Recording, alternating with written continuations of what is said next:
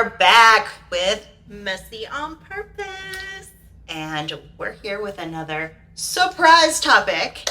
Thanks to Heather staying on current events and me not staying on current events. Yeah. So why don't you fill us in on what we're going to talk about today? Actually, I can't even take credit for this. You know, Makai, my 18-year-old, he used to be obsessed with Kanye West. And currently, I mean, in the recent weeks and months, Kanye has been going on major rants, which I kind of ignore for the most part, but... Isn't he deemed a little crazy? Just a little. So people go back and forth, like, they think he's genius, and he always does this where he has publicity stunts before he's going to release an album to kind of drive traffic to it. Okay. But, so yesterday something came out, he released a tweet where...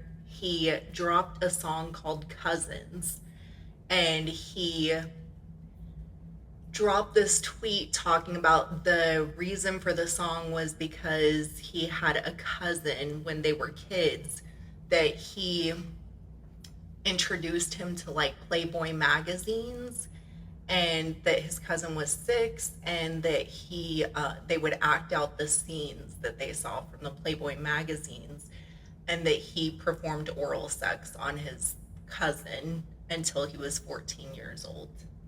That's such an interesting kind of way to have that play out, right? Because usually it's like an adult taking advantage of a child.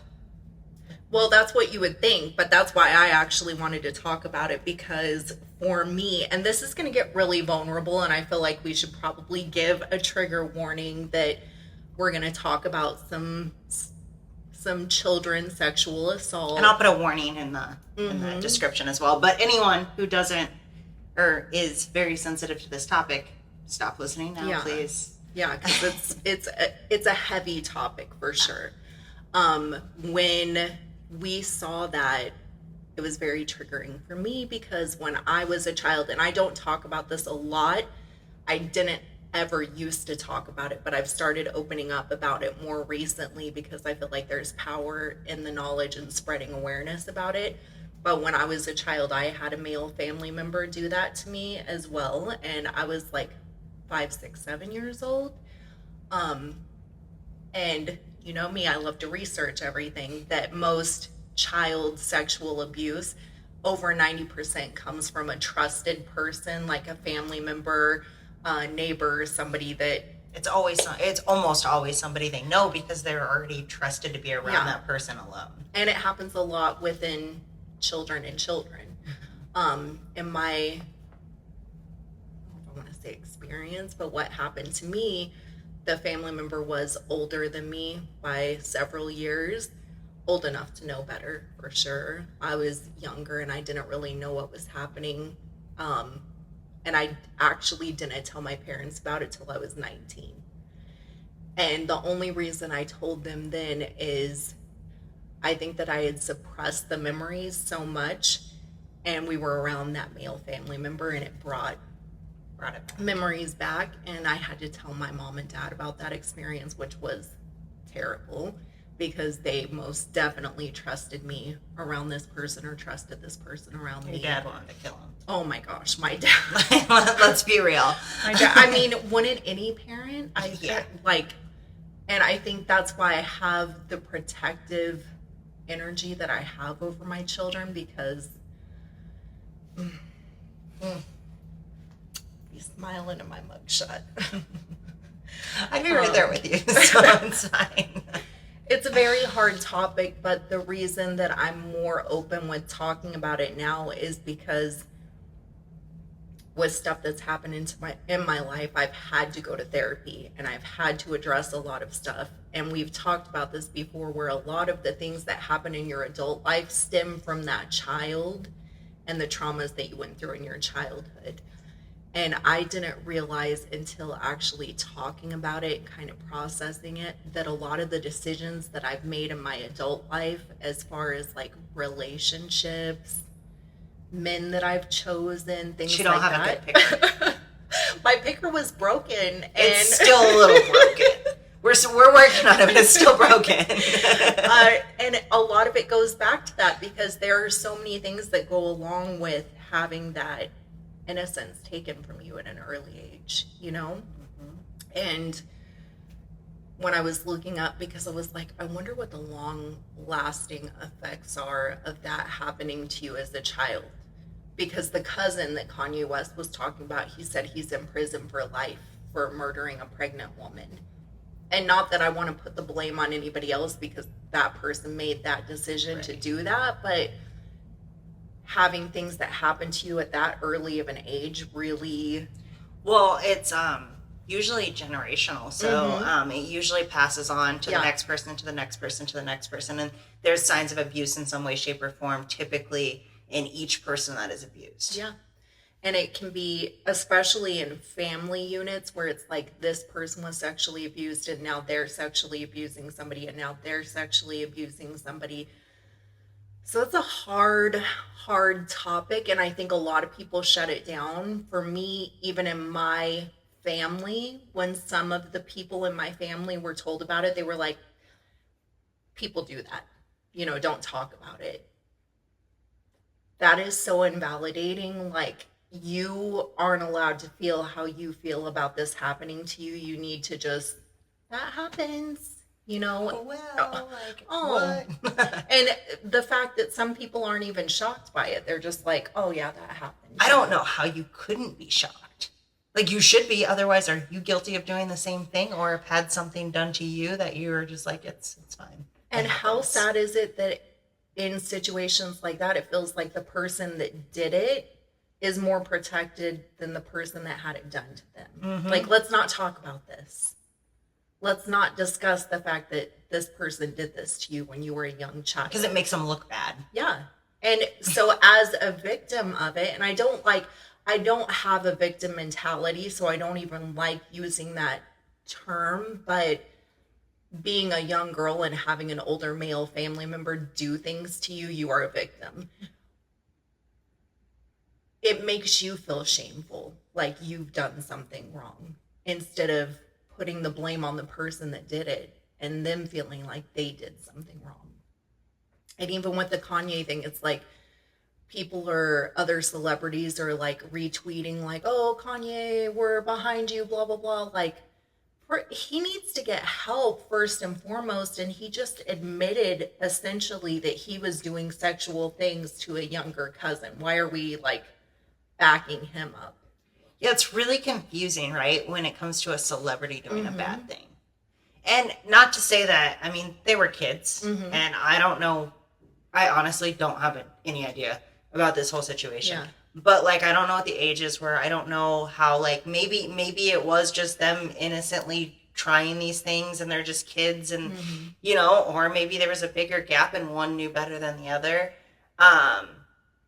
We don't know the story, right? And we don't know anyone's story. We don't know the details of your story, and I don't expect you to tell everyone the details of your story. Like, we just don't know. So it's hard to make those assumptions, and just celebrating somebody based on something horrible they said they did is, I think they're trying to crazy. Stand behind him for admitting this stuff, but why are you admitting this when you're releasing a song about it? Like, no, yeah, like, it's not like you're coming out like, I am so sorry that this happened. Like, I feel so bad that I did this to my cousin. It's like, I'm releasing a song about it, and now I'm going to tell you what I did. So now you guys are all going to go listen to it because everyone's going to be curious because there was a traumatizing situation that happened that led up to this song. Yeah.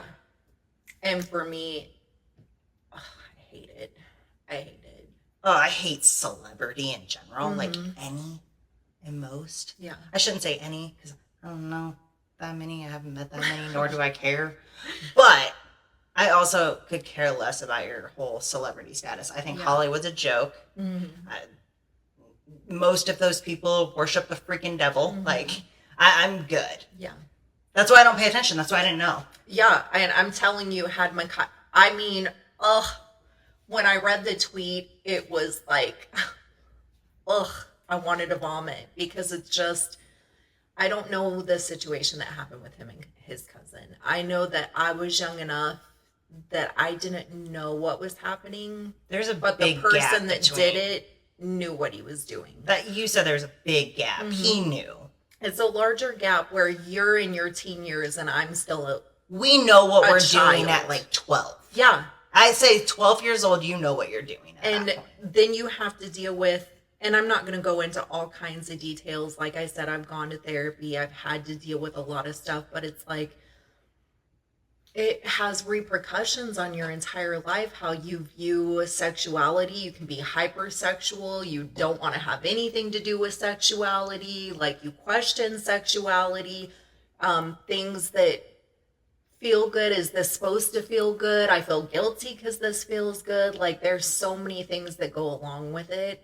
And a lot of people that have experienced that as a child have to deal with PTSD, depression, anxiety, like all these different, especially because in my experience, and I feel like it's pretty common, it is told like, this is normal, this happens, this is natural, and you're not so getting help for it. It is like one of those things, like when you're around people like that, if your family members are like that and you don't feel like you can talk to them or tell them things, like a lot of people bottle things up and don't tell people. Mm-hmm. And that definitely does not help. I know from experience, it does not help. It does not. And when you grow up in a household like that, which you clearly probably could have talked to your parents, because it seems like at least your dad, like, I don't know much about your mom, but it was hard because the person that did it was closer with my dad, and I did. Oh, okay. So that was the roadblock. Mm-hmm. But you felt like you could actually talk to him. You just didn't because of that specific reason. Mm-hmm. But like, I'm talking about the household where you can't go to your parents because everything is your fault no matter what happens. And that's really the nitty gritty of why I wanted to do this, to get some kind of awareness, because we had,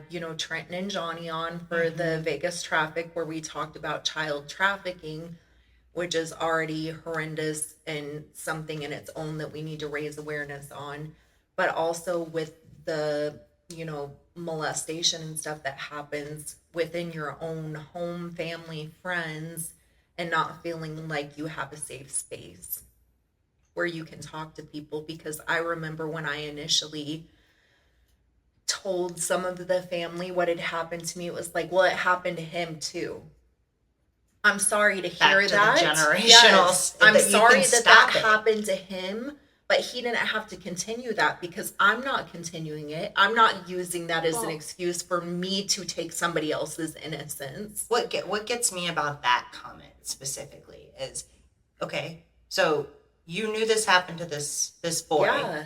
And you didn't teach him that it was wrong, so he didn't repeat it. Instead of getting him help where that could be stopped. Like, just stop it instead of letting it just go on like it's okay, it happens, it just keeps going. Yep. Like, that's not okay.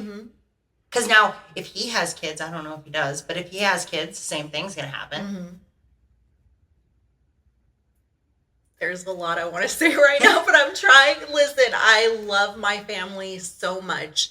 And like I said, my parents didn't know until I was 19 years old.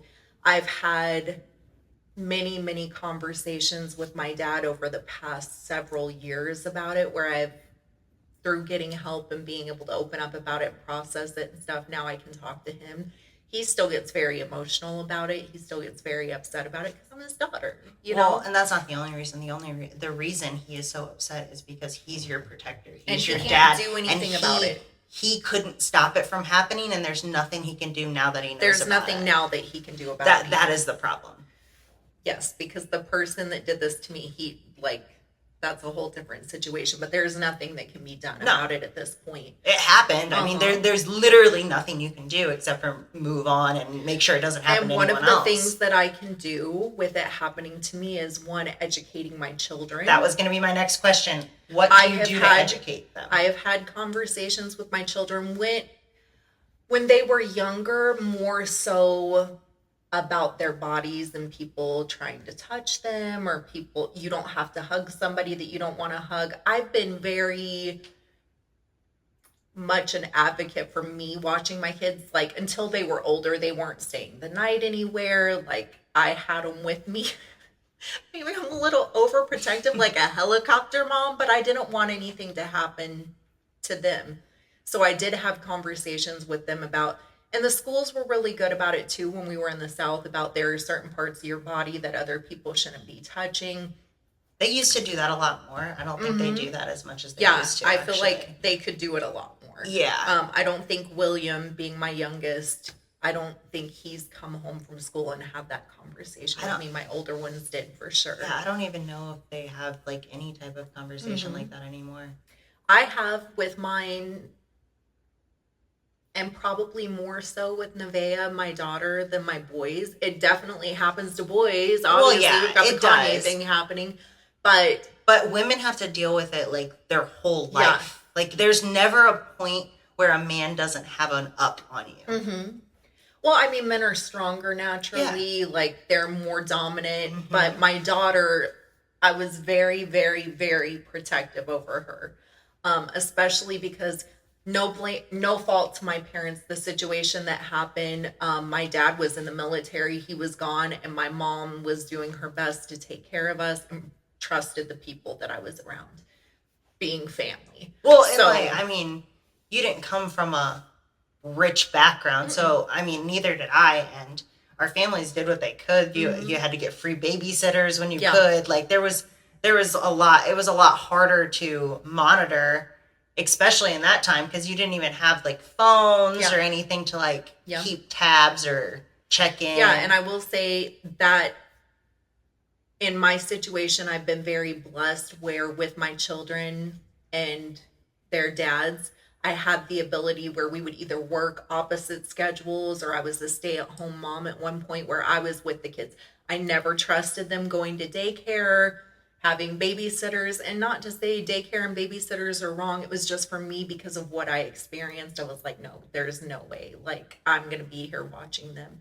So to go back, yes, I've had conversations with them since they were young. And then with circumstances that happened with the person that did this to me, it kind of put it into the spotlight a few years ago. And my older sons, being older, caught wind of what was going on. So I did have conversations with them about what happened to me.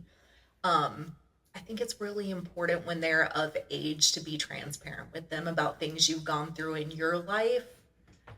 I feel like I have a really good relationship with my children, and I don't want to keep stuff from them. I think it's good to start talking to them, especially like more deeper around like puberty, because I remember like being very lost because I didn't have anyone to talk to, and it's hard, especially like junior high when we're weirdos then. We're so weird. We're ugly. We're just like full of acne. Bushy eyebrows. Yeah. Weird smells. Not really sure what to do about my period. Oh my God.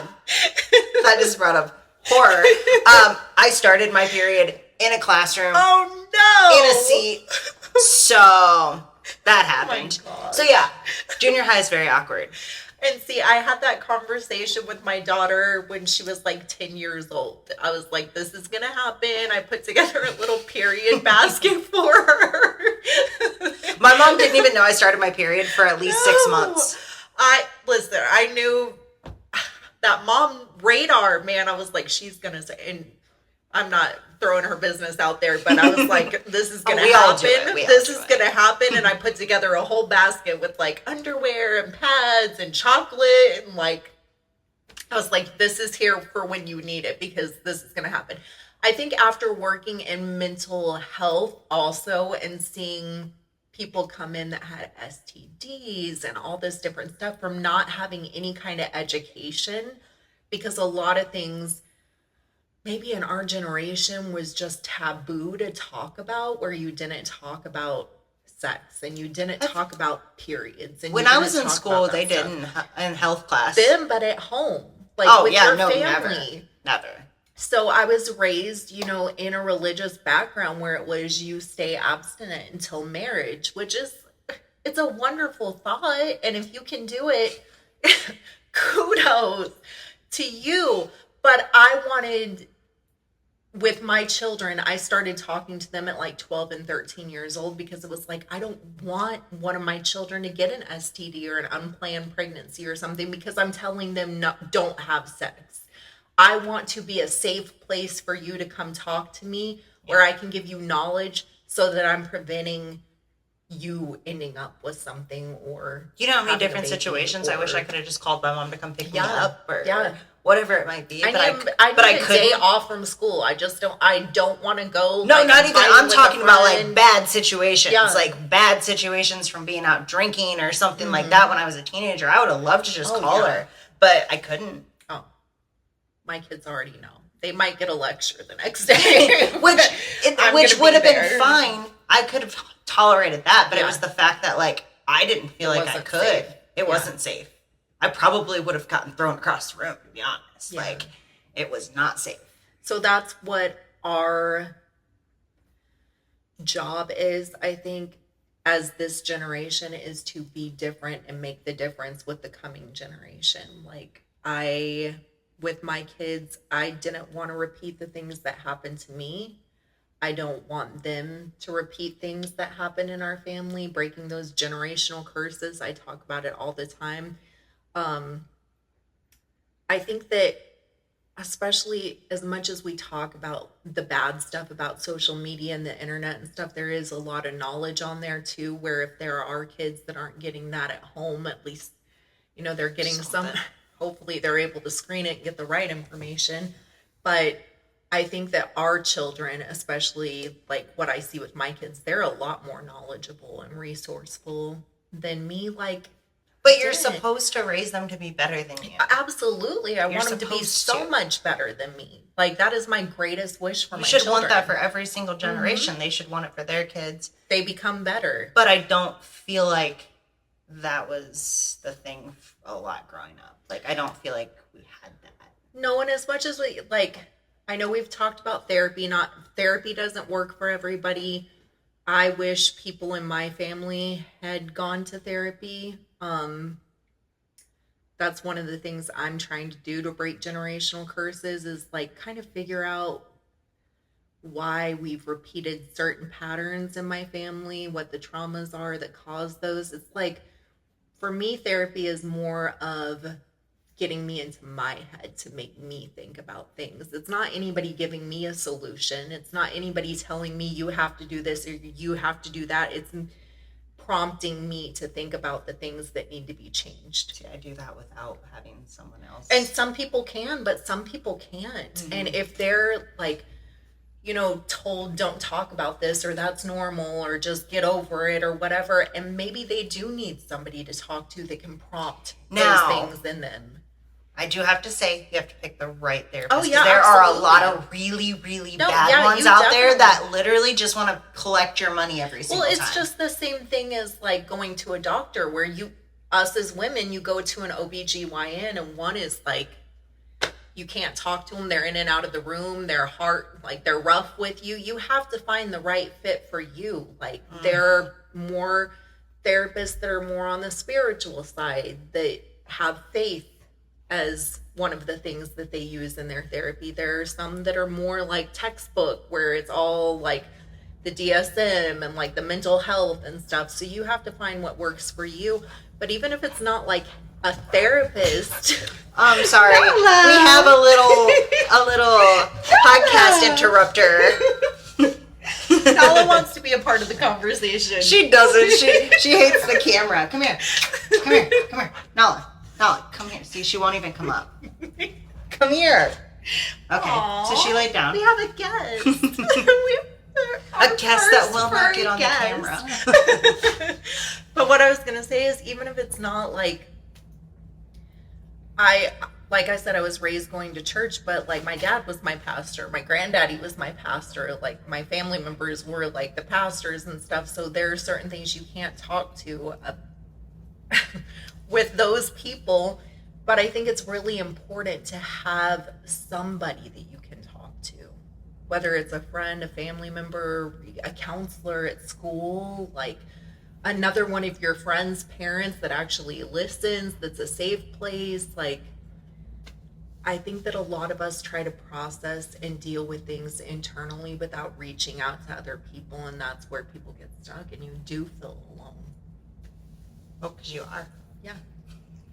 And I think I kind of like being alone. Like I said, with your personality, you do well with that, but like, with me going through all that and trying to process it on my own and not understanding it and not being able to process it, I needed somebody that I could talk to about it, that would ask me the questions that would make me go into my head and think about things. Yeah. So Everybody deals with things differently. yeah. And I think it's like the hard part of it is once you start unraveling certain things, it starts unraveling a whole lot of other things. So you got a whole pile of yarn on. There's the always floor. something to work on. Yeah. Absolutely. Right now, I'm just trying to work on the fact that I'm crazy. So, it's, love on the spectrum. Yeah. I wouldn't even say love on the spectrum, but my ADHD is not getting better. So we all have our crosses to bear. But I really did want to talk about this topic. It's hard for me, and I apologize to any of my family members that might see this and have a hard time with it, because I really am not one to put family business out there. But like I said, I've talked to a lot of people recently, people that will open up to me when they come to see me that have dealt with it, or their daughters have dealt with it. It's like there's a shame that goes along with it where you feel like you can't talk about it, and the victim should not be shamed. The victim should have a support system around them where they feel safe and they can talk about it and they can get the love that they need to get to heal the pain. And I've been quiet about it for too long to protect other people. you're still not really that loud about it. I'm not loud about it, but I feel like more so recently it's like, what can I do to help anybody else that's gone through this, or help this from happening to anybody else? You have been helping a little bit with Trent stuff. Mm-hmm. So you're going to be doing that, what is it, You're a Star? Mm-hmm. We love our babies. I said that in the podcast with them for the Vegas trafficking, like, at all costs, we have to protect our children, whether that's from sexual abuse, child trafficking, physical abuse, mental abuse. Like, what can we do It's just for our part to help stop? It's crazy to me that people are so evil. Like, not even just with kids, like with puppies or like small animals. Yeah. Or, just in general, like, why are we so cruel to these innocent things? Like, I don't I know. get it with adults. Yeah. There's some people that I get it. Yeah. But I don't understand taking someone's innocence. That's the part that People are who they are at that point, right? Like, they are who they are as adults. I say people, kids are people. Adults are they are who they are at that point. And as an adult, you can choose directions, whether you get help, whether you change things, whether you stay the same, whatever that may be. But a child doesn't. That's why I'm an advocate. Whatever I can do, man, like anything that I can get involved in where I am helping out with causes that are going to protect children, I'm there. Like, you don't even have to ask me twice. What can I do to help? Just because, like I said, with that going on, other situations, every adult has had trauma in their childhood. Every person that's been alive has had some kind of trauma in their childhood. And all of us take it differently. And we do. Deal with it differently. Process it differently, let it Or some affect our don't at lives all. differently. Yep. But this is hard, and seeing that from him, and I think part of the thing that really struck me is it was just like, and I could be taking it wrong, but it just kind of seemed like almost like you're making a joke about it, or you're not taking it seriously when you're just putting it out there like, oh, I sucked his thing until I was 14. Yeah. Like, well, it's obvious. Like, right, he's dropping a song. But it's obvious. It's just a scandal to get attention, which is absolutely horrible. And this is why I hate celebrities. They are not good people, and they do not care about you. Yeah. And why people worship the crap out of them, I will never understand. It drives me nuts. I agree with you. No, I don't give a crap who you are. Yeah, if you're a bad person, I don't either. Like, go away. I'm saying, like, No. we're trying, I think, I can't remember who said it in the podcast once again that we did with the Vegas traffic, and it was like, no matter what your faith or your spirituality is or whatever, we should all try to be good people doing good things. The devil gets a lot of them, let me tell you. Yeah. Yeah. A lot of them. And we're seeing that a lot. So that being said, which I love to say, by the way, I was watching our videos and I was like, God, I say that being said a lot. Yeah, that you being do. Said, you do. You say it a lot. You said it quite a bit already. That being said, one, if you have not seen Vegas Traffic, the movie, check that out. They have an We just Instagram. seen it. We just got to see it. It was amazing, bringing awareness to child trafficking. They actually have a film festival, but it'll be after this goes. Yeah. Or they're at a film festival. Well, you can check out their social media. They post whenever they're having showings and stuff, help raise awareness for child trafficking. And then I'd like, when we drop this podcast, if we can add some links for places here locally for people that might need resources or help for this put a list topic, together for me and then I can put it in there. for this topic that we've talked about. And mostly just to let anybody that's watching or listening know it's really easy to feel like you're the only person that's been through certain things. You know, Most of us don't talk about it. Yeah, we hide it. I don't it's talk like, about a lot of things. You don't talk about things that have happened in your past, and chances are very, very high that there are a lot of people that have been through the same things that you've been through, but we don't talk about it. And I think that we really, finding your voice and speaking up about things that have happened to you helps other people to be able to find their voice definitely. to talk about it. And instead of being in a victim mentality, how do we turn our pain and things that have happened to us into strength so that we can help people coming behind us? Yeah, I try to bring that like mindset to everyone. So I'm like, okay, so how are we going to change Right? this? We're trying. So, and that is Change really starts with one person. Yes, So yeah, and we're really trying with this podcast to really show you the real, the raw, the messy. that no matter honestly. what you see, and we've said this before too, you look at somebody's social media and it's like they have a perfectly curated life and you know, things are great. And I can say for myself, one of the things I've struggled with, because I've talked about this before, some people like seeing my cleavage, some people don't like seeing my cleavage. Everybody has an opinion on it. Let me tell you, I have found beauty in being able to embrace myself and find myself beautiful and embrace the things about my body that I used to be ashamed of because of things that happened to me in the past, and feeling like if you're too sexy or you're showing too much, you're asking for somebody to treat you in a certain way. And I don't feel that way anymore. And let me tell you what, you don't have to have a man that thinks like that, because I have one that doesn't. What is this saying? I don't know. Remember That being said, about the titties? Keeping the Ferrari. if you have a Ferrari, don't lock it in the garage. You better drive that thing around. Yeah, so you don't have to be surrounded by people who It's deem true, you down but- for the things that you have. Like, first of all, didn't pay for the tits to keep them covered. I'm sorry. I mean, they're kind of covered today, but still, like, I didn't pay for them. I paid for them to look good in my clothes and how I want to look. And if I show them and you got a problem with them, Yeah. I mean, it's... Well, and that's the thing is, like, you get to that point where it's like, I'm going to do what feels good for me, not what everybody else thinks. But where I was going with that is, you know, people see you on social media and think you have everything together, nothing bad has happened to you, or you haven't gone through the things they've gone through. Be surprised at the things people have gone through. You I have a can't great example. judge.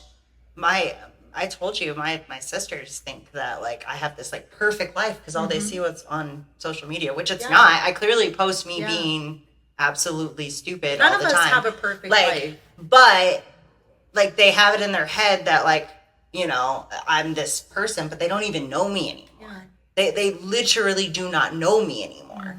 And they definitely do not know my struggles, because I'm not going to post Yeah. anything on Facebook or Instagram or TikTok. I mean, we might make a podcast about it, but you're not going to go on daily and be like, this happened. Who wants to listen to that? Happened. Yeah. You want me to complain that I woke up this morning and I felt like crap, and then I, didn't go to the gym because I felt like crap and I had a migraine popped and off a nail trying to put LED lights up. Yeah, like you really want to hear me complain about that stuff? No, nobody does. So, instead, we're going to make podcasts and talk about all of our messy life stuff. The messy parts of life. And you will see reels of us being silly and goofy that are hardly edited because they're too funny not to change anything.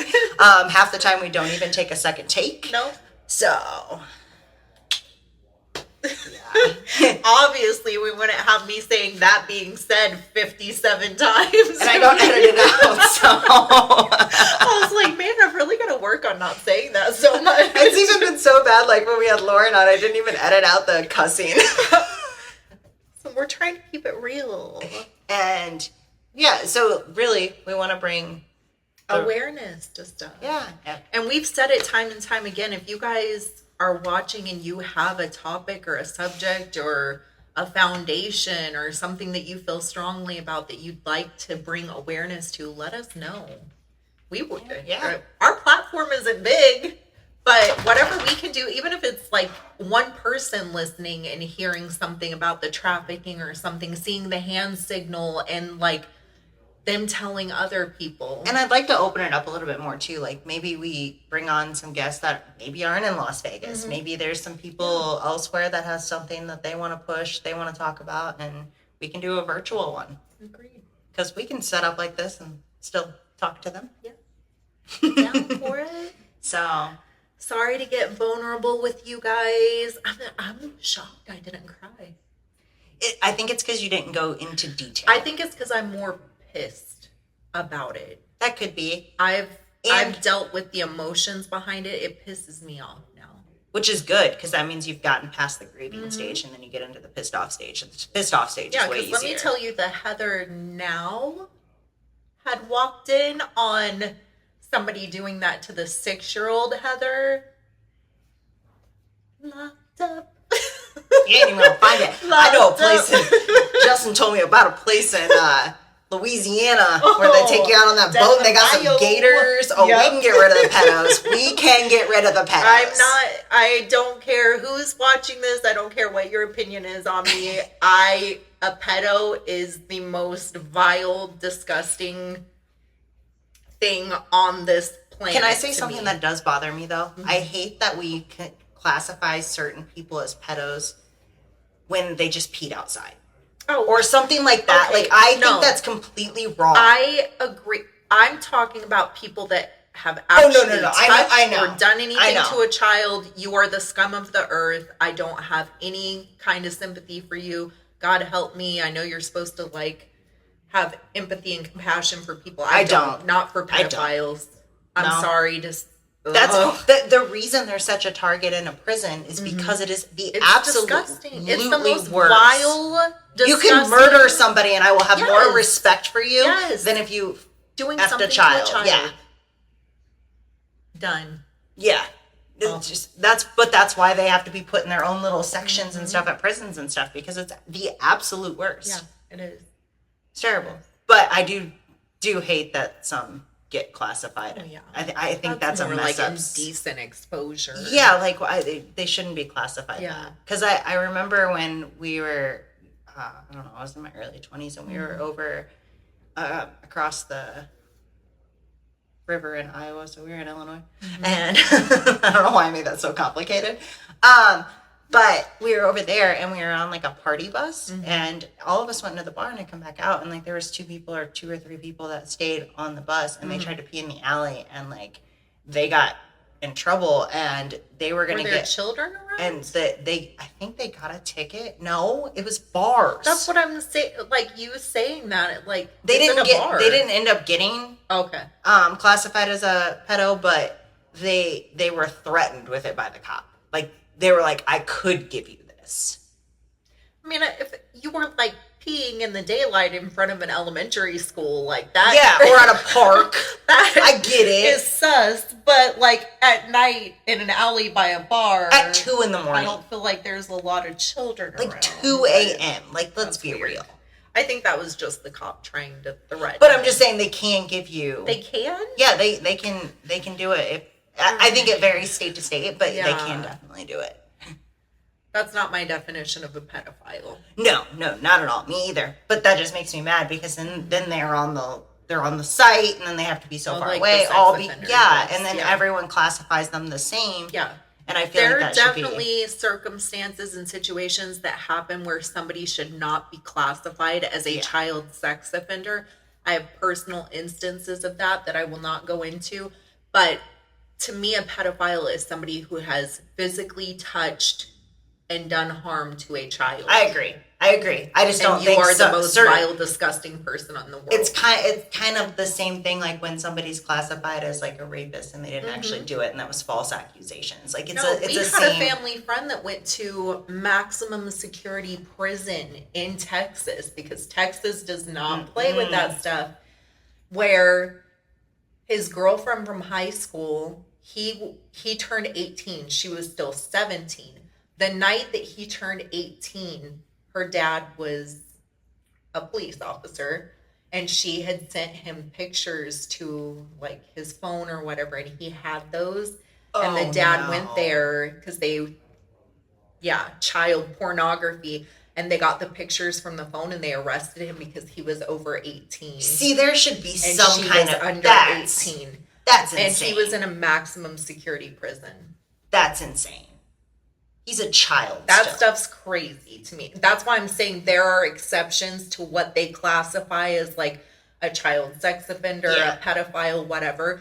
But to me, if you have put your hands on a child. The real ones. Yes. And I don't even know if prison's good. Like, we should have the death penalty for that as well. Where if there's like more, some of the states that are a little more still kind of like country and their laws and stuff. But just like old school in their laws, like if there's more than a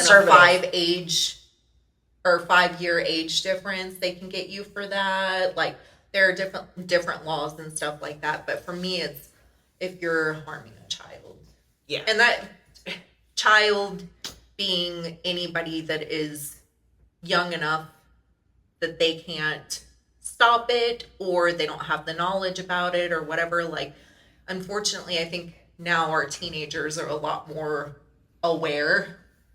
And some of our teenagers don't even look like teenagers. I know. And I'm not saying that anything should happen to them either, but I think if you are doing anything to a young child. It's so the where it gets messy is that fine line, right? Like of an older teenager and then like a young adult. That's where it gets kind of weird. I feel like they should have some classification like murder. Like there's manslaughter, there's murder in the first degree, murder in the second degree. They should have that with that stuff. Yeah. Like this person like first did degree, this to second a degree. 5-year-old. That's first degree. Yeah. You were having sex with your girlfriend who was still under 18 while you were over 18. Maybe that's like the equivalent of manslaughter where you weren't intentionally trying to harm somebody. That's still extreme. They still do it. It's crazy. And a lot of this, I think Louisiana is one of them. It's so crazy. I mean, not surprised. I mean, just based off of it being more religious and stuff down south. But, oh, God. Yeah. So that just went on in a rant. We went to wrap it up, and then we went. Y'all, when you get me on this subject, I can go and go and go. And then I just sit here and I have my opinions. I just keep it going. I just say something and then you start going. Because and this is a topic I'm very, very passionate about. Anything to do, like I said, anything to do with children, man. Do you remember what their Vegas Traffic? Vegas Traffic, the movie? What their foundation is? We're gonna pin it when we do this podcast. Okay. Let's put that on there too. Yeah, because I was just thinking about that. Like that's one foundation that I know of. I mean, obviously, is it Stop the Traffic? I don't remember the name. We don't know for sure, so we're going to add it on. We'll add it into the description and stuff when we post this podcast. Also, if anybody's watching and knows any kind of organizations and stuff where they are working with children that have been victims of sexual assault or anything, please send that our way too. I would really like more knowledge about that. And I will do my own personal research to put some resources up as well. Sorry, guys, for the heavy topic. I feel like we kept it light. Yeah, I think we kept it light. I don't even think it really needs a disclaimer all that much. It was pretty vague. It was very... We're not going to go into details. Yeah, which is good. I just didn't know where you were going to go with it, so that's why. But I think it's okay. I just want people to be aware that we've all been through stuff. We've all had stuff happen to us. One thing my dad always used to tell me, and I still stand by it strongly, is sometimes you go through things in your life so that you can help people coming behind you that'll go through the same things. And I try to apply that as much as possible. So if I can be any kind of help, that's what I'm here for. Hey, Nala, do you want to come say hi? Nala? Come here. No? Still trying. Hey, come here. Come here for a second.